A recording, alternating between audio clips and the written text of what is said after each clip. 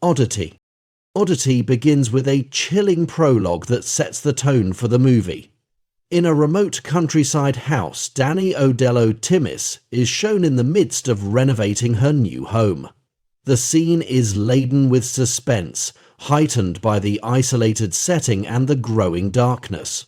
Dani's husband, Dr. Ted Timmis, is noticeably absent, leaving her alone in the house. There's a loud knock on the door one night.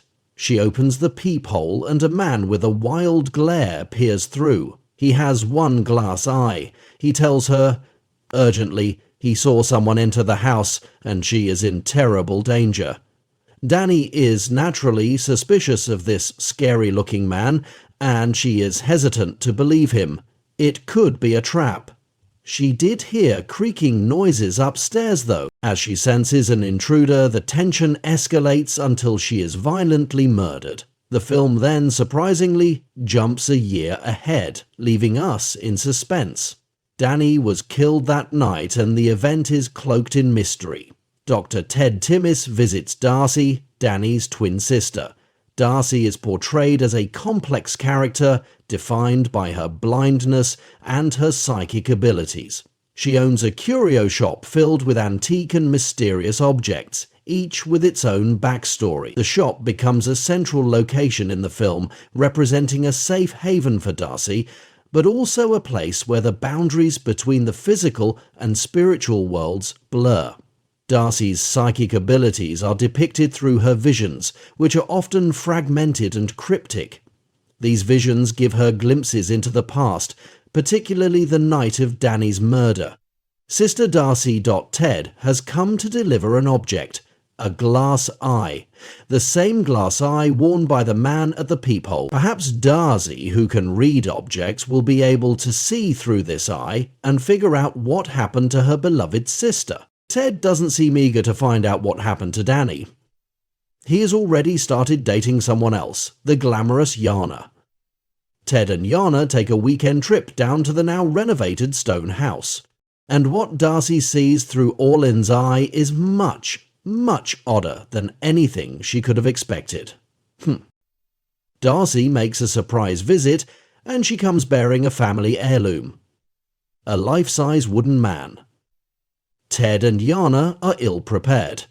Ted was on his way to work a night shift at the asylum, and Yana did not feel comfortable being alone in the house and had plans to visit friends in the city. They recommend she catch a ride back and arrange for another time, but Darcy insists she stay and ensures them that she is quite alright to be alone. Ted leaves for work, and Yana gets ready to leave until she discovers her car keys missing.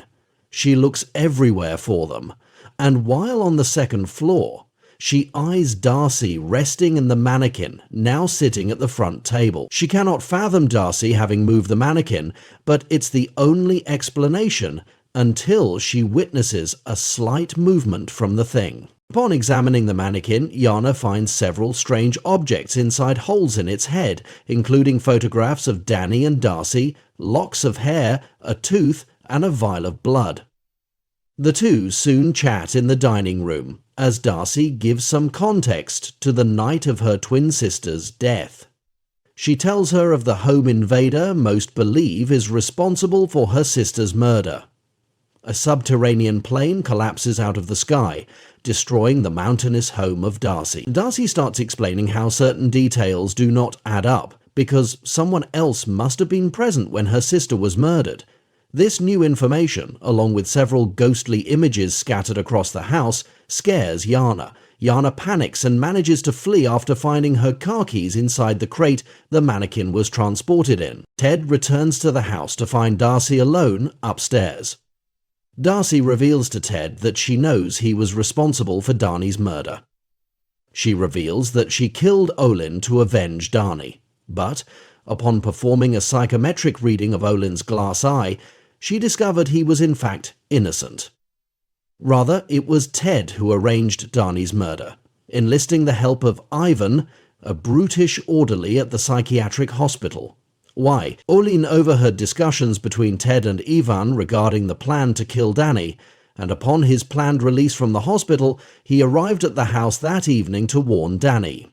To prove his innocence, Ted tells Darcy he is going to meet with the investigator who presided over the case and have the investigator phone her to explain the evidence. And when she does, they will make an arrangement. However, there happens to be a gaping hole right in front of her, which leads to her inevitable death as she takes the first few leaps. Ted returns to the hospital and calls his cell phone. While Darcy goes to retrieve it, she falls through a trapdoor that Ted removed, landing on the stone floor below. At Ted's command, Ivan visits the house to ensure Darcy's fate, only to be stalked. But he fails to achieve anything and is eventually chased by the giant wooden man. This makes him an easy scapegoat for Ted, who can pin all the blame on him and have him committed to the psych ward. Ted seemingly gets away with everything, and Darcy appears to have died in vain. Ted returns to the country house, where he now resides alone. Yana broke off their relationship, disturbed by Ted's nonchalance that both Danny and Darcy died in his home. On the doorstep, Ted finds a small box delivered from Darcy's oddities shop. Inside is a call bell that Darcy had earlier shown him, which she indicated was haunted by the ghost of a bellhop who died in a local hotel and kills whoever rings it. Ted defiantly rings the bell and momentarily observes his surroundings with no indication of the spirit. As Ted begins to relax, he is unaware of the bellhop's spirit standing behind him.